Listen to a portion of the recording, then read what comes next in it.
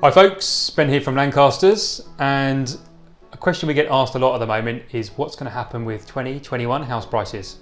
Understandable, understandable question after the year we've had and the uncertainty going around. So now, obviously, I don't have a crystal ball, but I have lived through and worked through several ups and downs of this industry, and I've got my own predictions based on the facts that as I understand them.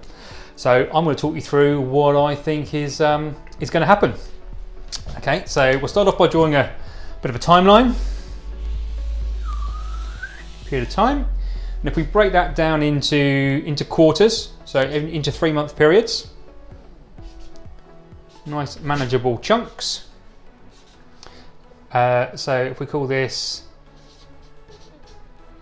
quarter 4, quarter 3, quarter 2, quarter 1 of 2021, so that's January, February, March, April, May, June, July, August, September, October, November, December of 2021. All right, now this was backed in 2020, so we had the last few months of 2020. Now let's start off with what we already know, because we've got the beauty of hindsight over here, so we know exactly what happened last year, which is we saw, I'll get a different colour pen, make it a bit easier, which is we saw a house price increase up until today's point last year. Now over the whole of 2020, we had an increase of somewhere between 6.6% and 7.3%. The reason why there's a range there is it depends on the type of property. So unsurprisingly, considering in a lockdown year that we had, houses with large amounts of outside space, home study areas, those kind of things, work from home spaces, they saw a bigger increase than some apartments with no outside space and no spare space. So there was a fluctuation, but all house prices in general increased just by very slightly different amounts. All right. So here we are, we arrive at today's price point, and we're sort of looking ahead at the year ahead. And this is how I think it's going to go. All right, so we start the year in a pretty strong position because there is historically low numbers of properties on the market.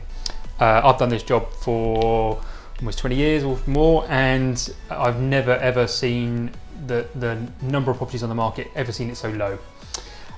So we have a big surge in demand and a very slow or lack of supply, which inevitably drives prices up, and certainly did do last year. At the moment, we're just seeing that surge roll over into this year, and there is no sign of that slowing down yet. So certainly for the first quarter, we are going to see a noticeable increase in prices. Now, once we get to the end of this quarter here, a couple of things are going to happen. We've got the projected end of the furlough scheme, and all the uncertainty that brings into the job and employment and mortgage market.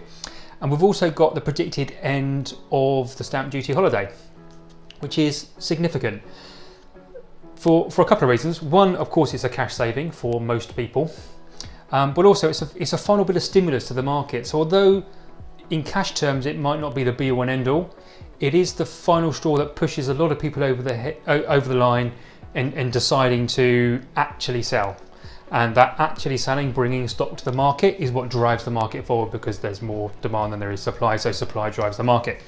So at this point here, with the ending of those two schemes, I think we're going to see a natural slowing in the market.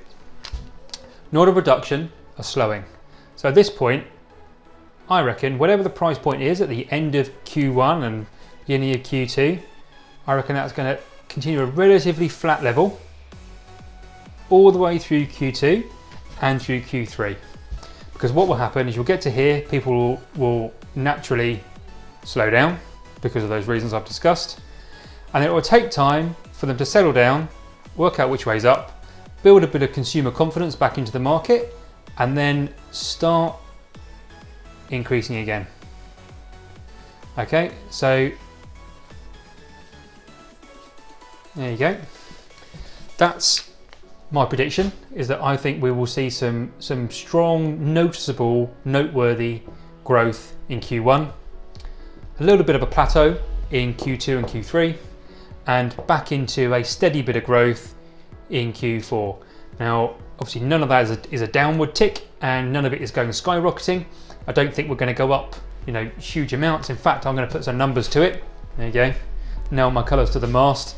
I reckon we're going to see about, on average, 2% increase there, and about another 2% increase in Q4, 0 and 0 in net terms over Q2 and Q3. So I think over 2021 we will see a 4% increase over the whole year. Okay, by all means give me a call in December and let me know how I did, but it's an educated guess, and I think that's how we'll end up. All right, so if all you wanted to know is what I think was going to happen to 2021 house prices, you can tune out now.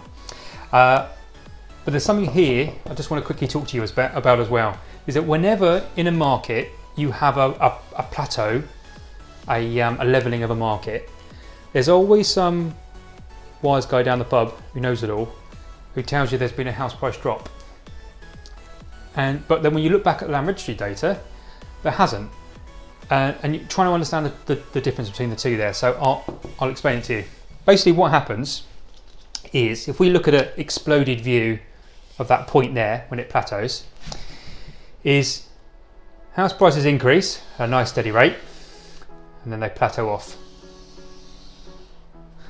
But some people don't notice or understand that the market is plateauing at this point, and they sit there like that and they think the house prices are continuing to rise. Okay, so they go and put their house on the market at this price rather than this price.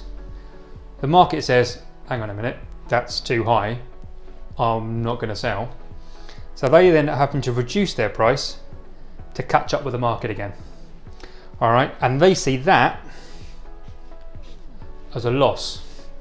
It's not, it was never there, it was a false high. It didn't ever exist. There's two reasons for that. Two reasons why people find themselves in this position. One, they choose an inexperienced agent. Now, any good agent will know what is happening in the market and why. Why is the crucial bit, okay? We can all stand here and look back and know what happened yesterday, but knowing why helps you predict what's going to happen tomorrow.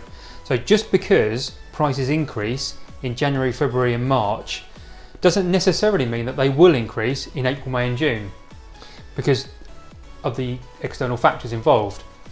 So an inexperienced agent at this point will stand here and make a prediction that prices are going up and will price it up here.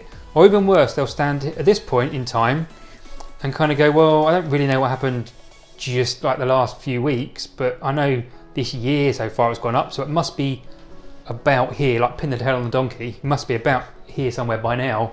And then they put it on the market, the phone doesn't ring, and they go, oh, you need to reduce your price, which is an awful phone call to try and have with a vendor, because it's effectively saying, I got it wrong. And at that point you've got to question yourself whether you're really employing the right advice at that point. But that's what happens. The second thing that happens is that some owners think they know better. They'll get good advice from an agent and they'll still whack a lump on because they think they know the prices are going up. Some mate down the pub told them prices are shooting through the roof. They put it on, doesn't sell. Some mate down the pub tells me house prices are falling. Shocker, right? So that little bit there is what happens.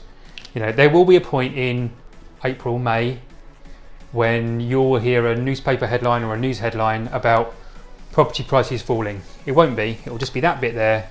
It just makes a good headline for people want to chat about it. But if you look at the cold hard data from RICS or Land Registry, that is what you'll see, in my opinion. There you go. Ben here from Lancasters. Give me a call if you've got any questions.